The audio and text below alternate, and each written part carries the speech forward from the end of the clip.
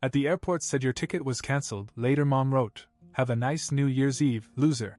I wrote, "A surprise awaits you." When they came back, their faces pale. The woman at the airline counter gave me that practiced, indifferent smile. "I'm sorry, sir, but your ticket has been cancelled," she repeated. "Cancelled?" I said, my voice coming out sharper than I intended. "That's not possible. My parents booked this trip for me. I'm supposed to leave today." I handed her my phone with the confirmation email on it, but she just shook her head like she'd seen it 100 times before. "Yes, I see the reservation here, but it was cancelled on December 27th. You'll have to contact customer service if you want more details." My stomach sank. I had no warning, nothing. 2 days ago? What the hell happened 2 days ago? The only people who had control over the ticket were my parents. The whole trip had been their idea. They'd been talking for weeks about how I needed to relax, and how this would be a family New Year's surprise. They said they'd take care of everything: flights, accommodations, even spending money. To be honest, I wasn't that excited at first. But hey, a trip to Europe sounded better than spending another lonely New Year in my apartment. They finally convinced me, saying it was a gift for all the help I'd given them over the years. And now, cancelled. I stepped to the side of the line and pulled out my phone. My dad never texts back quickly, so I went straight to my mom. She usually replies right away. I typed, "Hey, they say my ticket has been cancelled. Is this a mistake?" I waited. No reply. 5 minutes. 10 minutes. The line behind me grew, and the airport noise got on my nerves. Finally, my phone buzzed. I opened it, expecting some excuse or explanation. Instead, all I saw was, "Happy New Year, loser." At first I thought it was some kind of joke. Maybe she had sent it to the wrong person. But the more I stared at it, the more I realized it wasn't a joke. She really did this on purpose. I felt a wave of anger rise in my chest. They hadn't even tried to explain. Just that one line. After all the crap I'd done for them, helping with their bills, paying off their debts, even buying my mom a new car for her birthday a few months ago, they were still pulling stunts like this. I couldn't believe how cheap and petty they were. They'd dropped hints about how expensive the trip was, but I never thought they'd go this far. I gritted my teeth and typed a reply. "There's a surprise for you when you get back." It was vague enough to make them sweat. Almost immediately, my mother began to call. I let it ring. She called again. Decline. Again.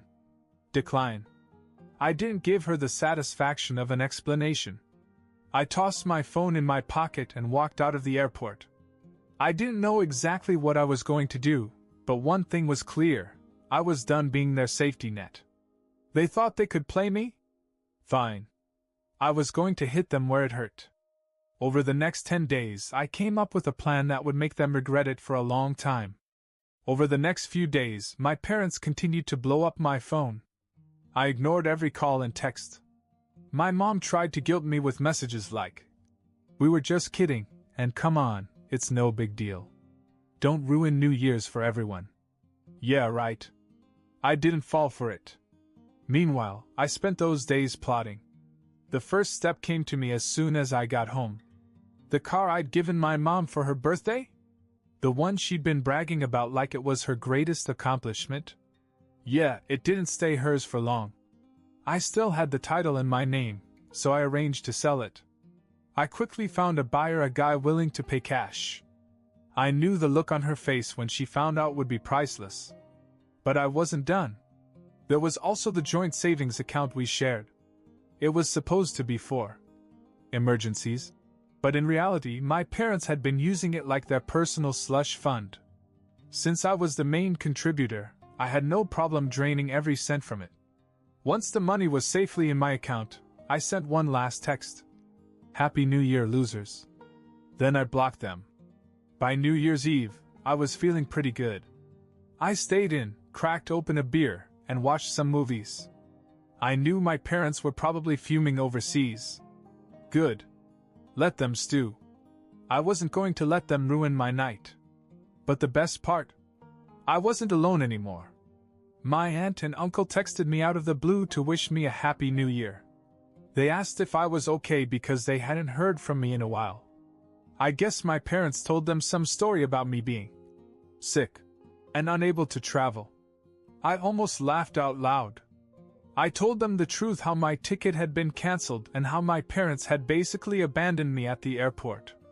There was a long pause after I sent this message. Then my uncle responded, "Wait, they did what?" He and my aunt were furious.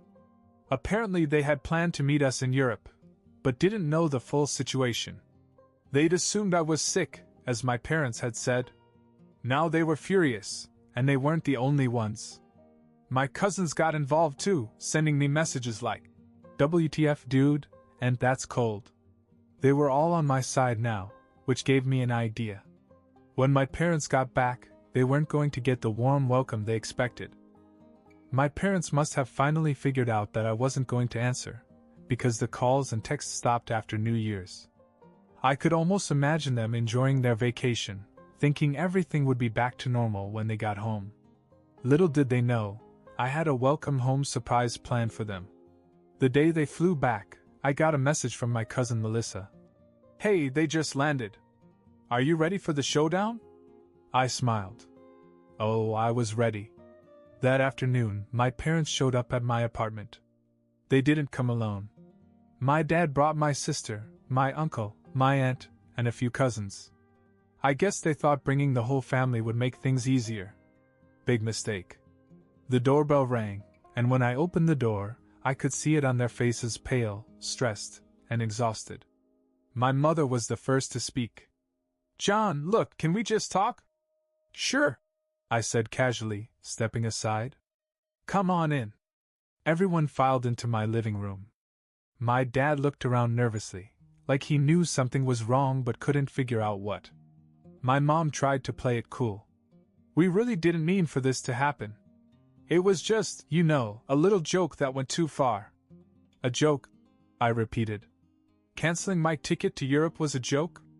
"Come on, don't be so dramatic," my dad added. "We didn't think you'd react this way. We thought you'd just stay home and relax." "You overreacted." I laughed. "Overreacted? Oh, you think that's overreacting?" I leaned forward.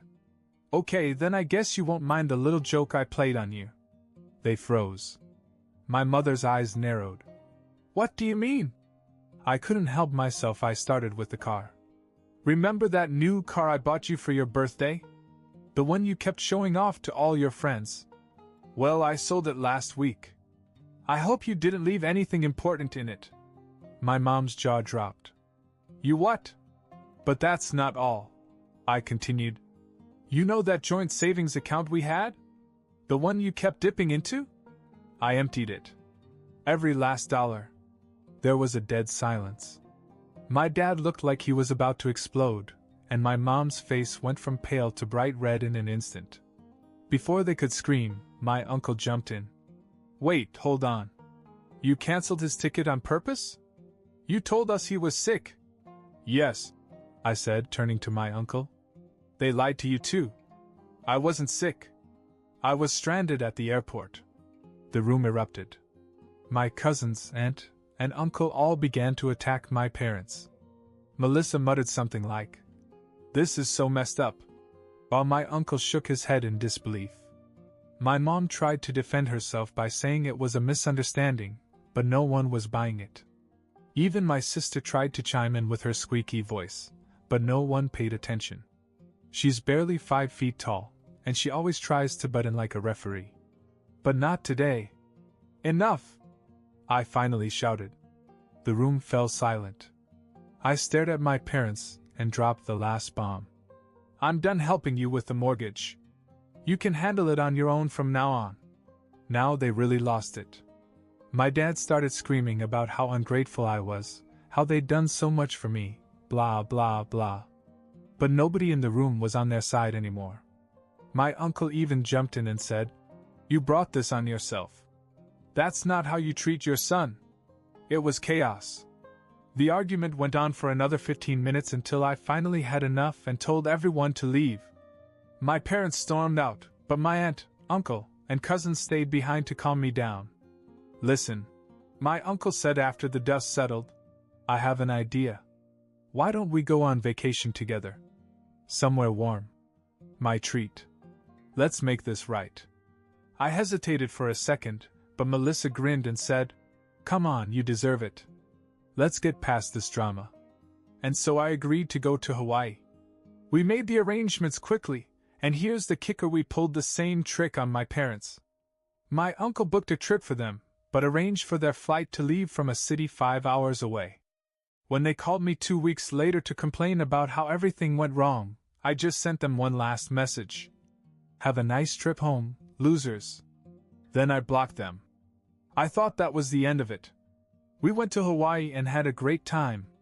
But when I got back to my apartment, I found a nasty surprise. Hawaii had been perfect: sun, ocean, good company.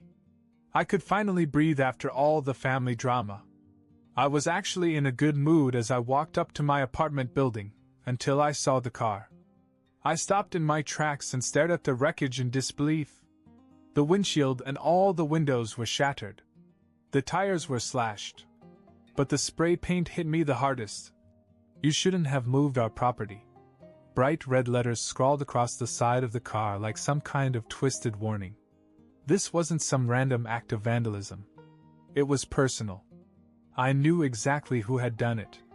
My parents. A neighbor walked by and gave me a sympathetic look. Man, that's tough. Did you piss someone off? Something like that, I muttered, pulling out my phone to take pictures.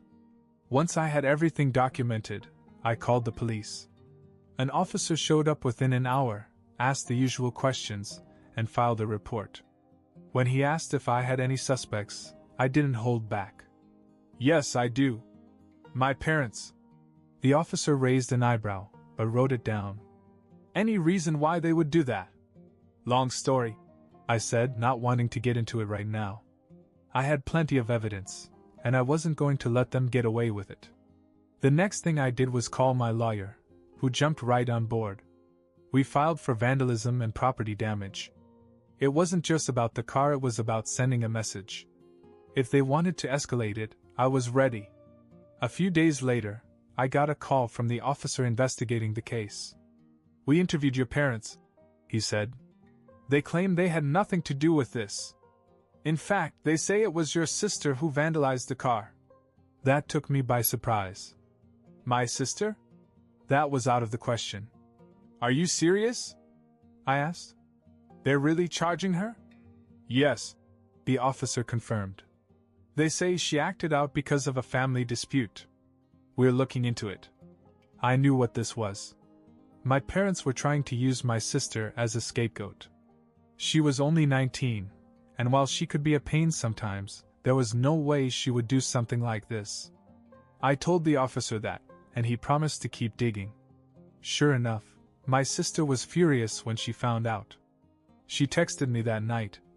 I swear I didn't do anything. Mom and Dad are trying to set me up. I'm so done with them. She ended up testifying against them, which made things worse for my parents. They couldn't beat the charges. The court slapped them with a big fine and ordered them to pay restitution. I thought that was the end of it. But a week after the verdict, I got a letter in the mail. It was from my mother. I almost threw it away, but curiosity got the better of me. I opened it and found a handwritten note along with a small package. The note read, "You've made your point. But before this war escalates any further, you might want to open this." My stomach turned. I didn't trust him for a second. Nevertheless, I opened the package. Inside was a single key. I held it in my hand and turned it over, trying to figure out what it was for. No explanation. Just the key. My mind raced with possibilities. Were they trying to lure me into something? Was this another trap? I had no answers, but one thing was clear: this wasn't over. I stood there staring at the key for a long time. It didn't look like anything special, just a plain silver key with no label or tag. No explanation, no details. Just my mother's cryptic message. I debated ignoring it completely, but my gut told me I had to find out. I didn't want to play into my parents' game, but this key had to mean something. I called my sister, hoping she might know something. "Hey, weird question," I said after some small talk. "Did Mom or Dad ever mention a key to you? I just got one in the mail from them." "A key?" she repeated. "No, that's random. They didn't say anything to me, but you know how they are. Maybe it's for something they've been hiding?" Hidden. That word stuck with me. My parents had always been secretive. They liked to be in control, to make sure that no one knew all the details about their finances, their assets, or their plans. Was this key connected to one of their secrets? "All right, thanks," I said. "I'll figure it out." The next day, I couldn't shake the thought. I tried the key on my apartment door, just to be thorough. No luck. Same with my mailbox. I even tried the storage unit in my building. Nothing. I began to wonder if this was all just a mind game. Then, out of nowhere, my aunt called. "John, are you okay?" she asked, her voice sounding a little concerned. "I'm fine," I replied, confused. "Why is that?" "Well, I heard from your mother today. She said that you would finally understand everything soon." I thought that sounded weird. I paused. "Understand what?" "She didn't say anything else?" "Nope. Just that cryptic line. You know how she loves her little power plays." My head was spinning now. What the hell were they up to? Later that night, I dug a little deeper.